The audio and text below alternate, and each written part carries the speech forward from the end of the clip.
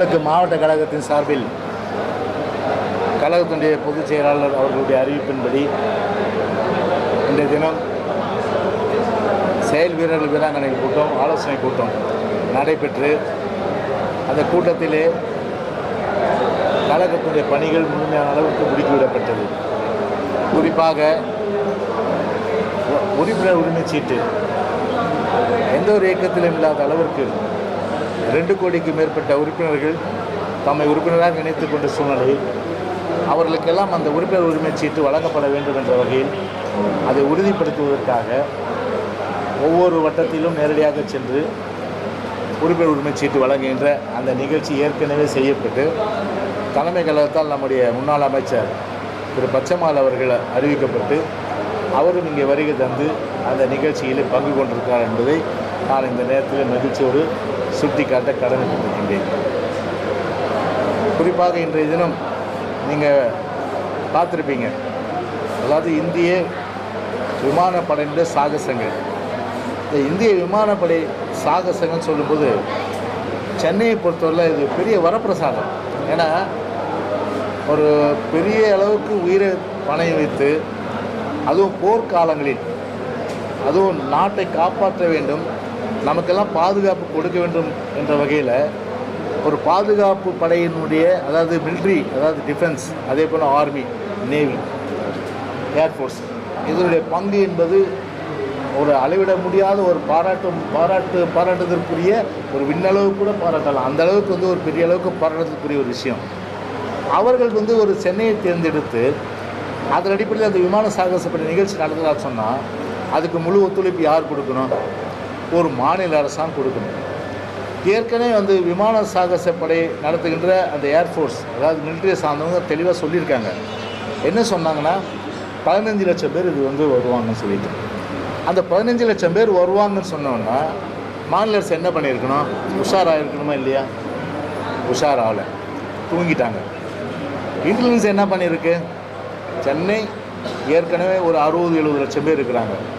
சென்னையை சுற்றி இருக்கின்ற திருவள்ளூர், காஞ்சிபுரம், செங்கல்பட்டு மாவட்டம், இந்த மாவட்டங்கள்லேருந்து கூட மொத்தமாக வரும்போது ஒட்டுமொத்தமாக 15 லட்சம் பேர் வரும்போது அவங்களுக்கு போதிய ஏற்பாடுகள் செய்ய வேண்டியது யாருடைய பொறுப்பு? ஒரு மாநில அரசுடைய பொறுப்பு இல்லை, சென்னை மாநகராட்சியுடைய பொறுப்பு இல்லை. குடிதண்ணீர், அதே போன்று அவர்களுக்கு இயற்கை உபாதைகள் கழிப்பதற்குரிய இடம், அதே போன்று பல்வேறு வகை வசதிகள் அவங்களுக்கு கடுமையான வெயில், அந்த வெயிலின் தாக்கத்தில் தப்பிப்பதற்கு வேண்டிய அந்த நிழற்பந்தல்கள் அமைக்கப்பட வேண்டுமா இல்லையா? இல்லை.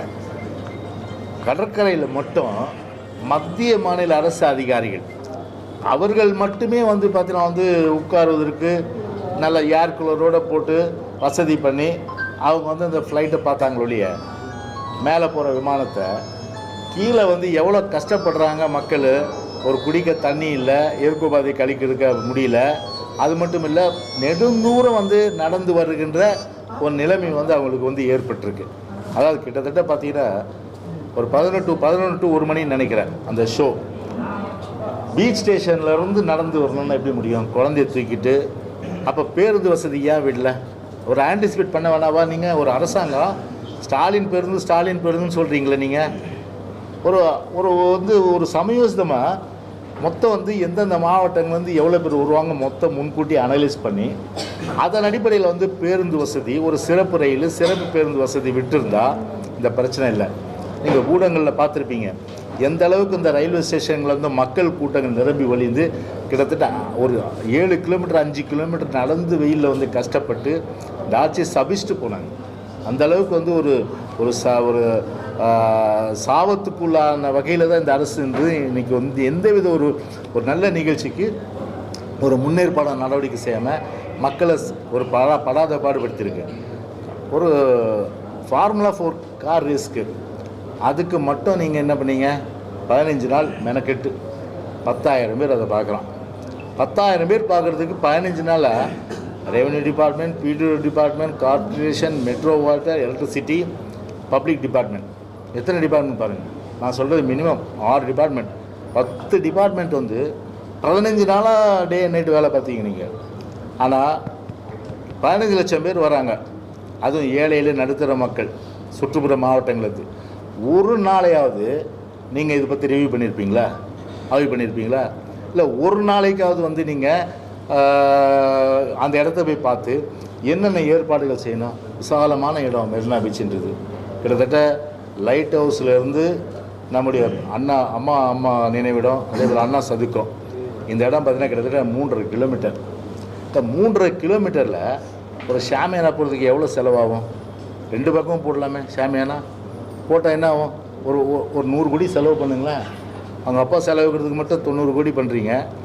நினைவிடம் கட்டுறதுக்கு 89 கோடி பண்ணுறீங்க.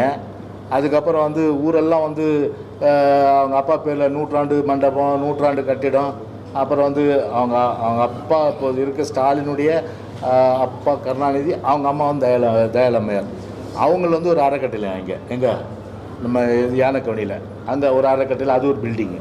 இப்படி எங்கே உத்தரப்பிரதேசில் எப்படி வந்து முழுமையான அளவுக்கு எல்லா பேரும் வந்து எல்லா இதுக்கு பில்டிங் வச்சாங்களோ அது மாதிரி எல்லா பேரும் வைக்க முடியுது. அதுக்கு பணம் ஒதுக்க முடியுது. ஏன் இது வந்து ஒரு மத்திய அரசு, ஒரு டிஃபென்ஸு, ஒரு ஏர்ஃபோர்ஸு ஒரு நல்ல நிகழ்ச்சி சென்னையில் கொண்டு வந்ததா, அதை முறைப்படுத்தி ஒழுங்குபடுத்தியிருந்தா ஒரு 15 லட்சம் பேருக்கு கஷ்டம் வந்திருக்குமா? 15 லட்சம் பேர் திட்டிட்டு போயிருக்கான், சாமட்டு போயிருக்கான். 3 பேர் செத்து போயிட்டாங்க. இன்றைக்கி திருவட்டூரில் இருக்க ஒருத்தர் செத்து போயிட்டார், குறுக்குப்பேட்டில் ஒருத்தர் செத்து போயிட்டார். அதுக்கப்புறம் தென் சென்னையில் நினைக்கிறேன் அவர் ஒருத்தர் பெருங்களத்தூர், அவரும் வந்து இறந்து போயிட்டார். பல பேர் கஷ்டப்பட்டாங்க. குடிக்க தண்ணி கிடையாது. அந்த அளவுக்கு ஒரு சேர்ஸை போட்டு அழகாக ஷாமியானா போட்டு அப்படியே அந்த பிளாட்ஃபார்ம் ஓரமே போடலாம். ஒரு 10 அடிக்கு போட்டோம்னா என்ன, அது இந்த வண்டியே வரல, வண்டி வராது, போக்குவரத்து இல்லாத பட்சத்தில் மக்கள் மட்டுமே நம்ம வர சூழ்நிலை. எல்லாரையும் அமர வச்சு வேடிக்கை பார்க்க வச்சுருக்கலாம். அதை விட்டுட்டு எல்லாரையும் கஷ்டப்படுத்தி இன்றைக்கி பெரிய அளவுக்கு இன்றைக்கி வந்து மக்கள் துன்பப்படுற ஒரு நிலைமைக்கு இந்த அரசாங்கம் இன்றைக்கி வந்து தள்ளிட்டு தான் இன்றைக்கி வந்து வேதனையும் வருத்தமாக இன்றைக்கி இருக்குது. இன்றைக்கி சின்ன வயசு 32 வயசு 38 வயசு இந்த மாதிரி சின்ன இன்னும் பல பேர் பார்த்தீங்கன்னாக்கா ராயப்பேட்டையில், ராஜீவ்காந்தியில், ஓமந்தூரில் அனுமதிக்கப்பட்டிருக்காங்க. இதுக்கு முழுக்க யார் பொறுப்பேற்கணும்? இந்த மாதிரி ஒரு கொடுமை நடந்திருக்கு. ஒரு பட்ட பகலில் ஒரு நண்பகல் வெயிலில் 11 மணிக்கு வச்சுக்க மாதிரி ஒரு விவாதத்தை நிகழ்த்தியிருக்காங்க. முதலமைச்சர் அந்த பந்தலில் உட்காந்துருக்காரு, குடும்பத்தோடு உட்காந்து பார்க்குறாரு. பொதுமக்களுக்கு ஒரு அநீதி இழைக்கப்பட்டிருக்கு. அதை நீங்கள் எப்படி பார்க்கல? இல்லை, அதுதான் சொல்கிறேன். இப்போது ஒரு நிர்வாகம் டோட்டலி ஃபெயிலியர். ஒரு நிர்வாகத்தை முடுக்கி விட்டு அழகாக வந்து ஒரு கவர்மெண்ட் மிஷினரி வந்து ஒரு 10 நாள், ஒரு ஏர்ஃபோர்ஸ் பொறுத்தவரை சொல்லிட்டாங்க, 10 டேஸாக சொல்லிட்டு இருக்காங்க, 10 நாளாக. அப்படி இருக்கும் 10 நாளாக என்ன பண்ணாங்க? ஒரு ஆய்வு கூட்டம் நடத்திருப்பாங்களா? இல்லை ஏதாவது என்னென்ன பண்ணணும், எவ்வளோ பேர் ஆன்டிசிபேட் பண்ணுறேன்னு சொல்லிட்டு அதை பண்ணியிருப்பாங்களா? அப்போ இந்த 3 பேர் இறந்ததுக்கு இவங்க தான் பொறுப்பெடுத்து அவங்களுடைய குடும்பத்துக்கு என்ன தேவையோ அதை செய்ய வேண்டியது ஒரு அரசாங்கத்துடைய கடமை. ஒரு நிர்வாகம்னா எவ்வளோ கிலோ அப்படின்னு கேட்கக்கூடிய அளவுக்கு ஒரு நிர்வாக திறன் இல்லாத ஒரு முதலமைச்சரும் ஸ்டாலினோ துணை முதலமைச்சராக இருக்க உதயநிதி பெற்றது தான் தமிழ்நாட்டுடைய ஒரு ஒட்டுமொத்தமாக துரதிர்ஷ்டம். அதான் நான் சொல்ல வரேன். சார், மத்திய அரசு வந்து நிதி ஒதுக்கி இருந்தாங்கன்னா மதுக்கடைகள் வந்து மூடுறது ரெடியாக இருக்கும்.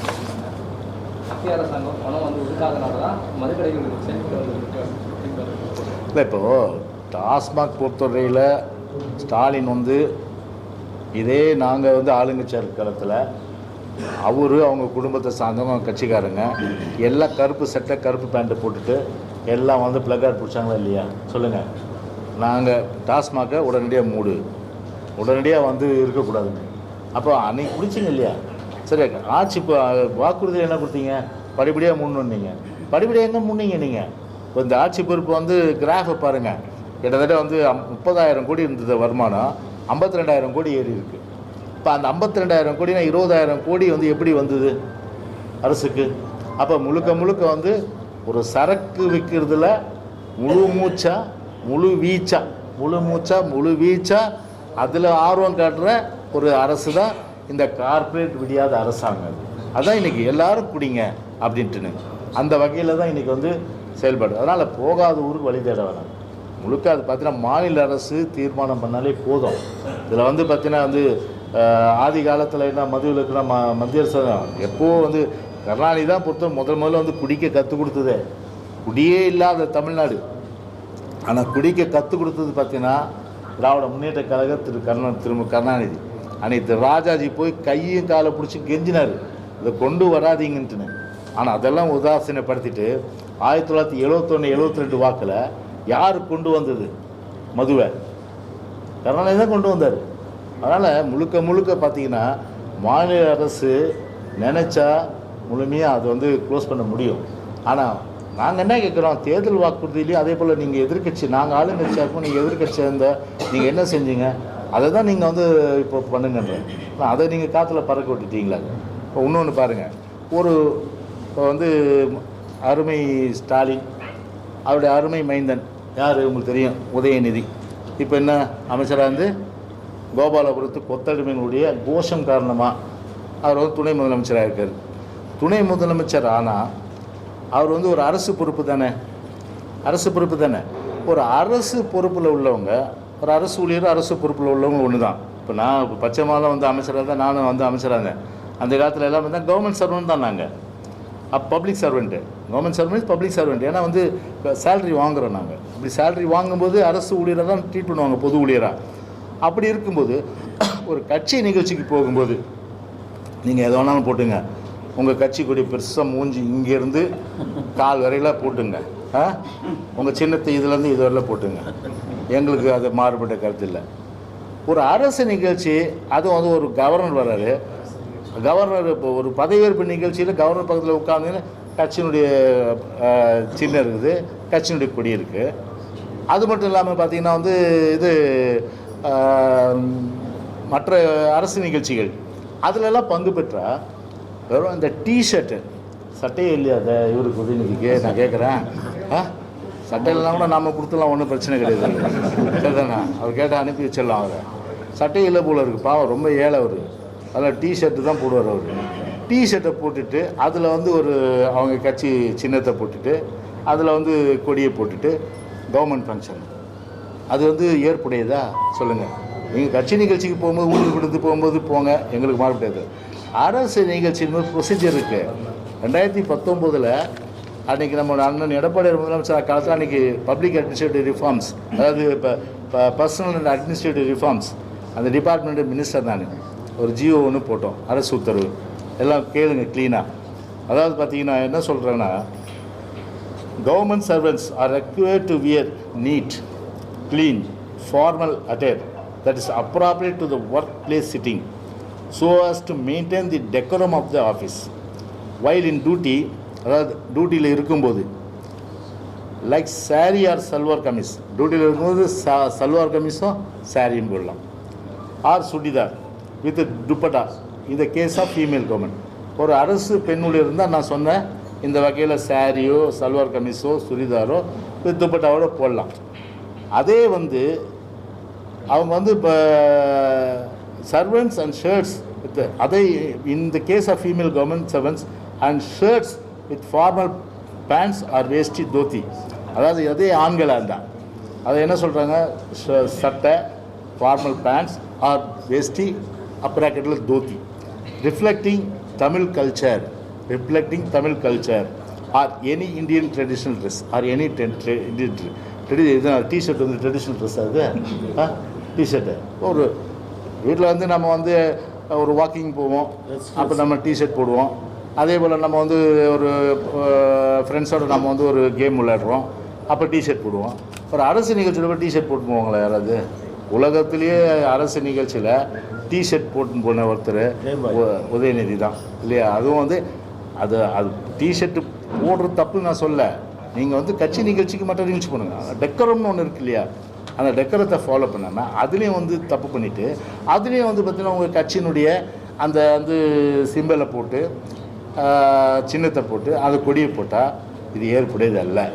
அதனால் இதை வந்து உதயநிதி பொறுத்தவரையில் நாளைக்கு இன்றைக்கி கேட்பார் நினைக்கிறேன் நைட்டு, இது நாளைக்கு ஏதோ அரசு நிகழ்ச்சி நடந்த இவர் போட்டார்னா கண்டிப்பாக நாங்கள் அனைத்து இந்திய அண்ணா திராவிட முன்னேற்ற கழகத்தின் சார்பாக நாங்கள் கோர்ட்டுக்கு போவோம்.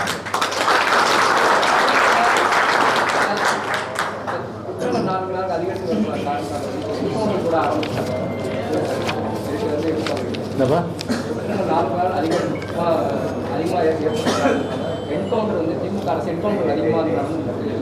இல்லை, இப்போ இது வந்து நீதிமன்றத்தை வந்து சில கருத்துக்கள் சொல்லியிருக்கு. ஆனால் இதெல்லாம் வந்து ஒரு விரிவாக வந்து டிஸ்கஸ் பண்ண வேண்டிய விஷயங்கள் இது. அதாவது மேலோட்டம் சொல்ல முடியாது. ஓகே போகலாம்ப்பா.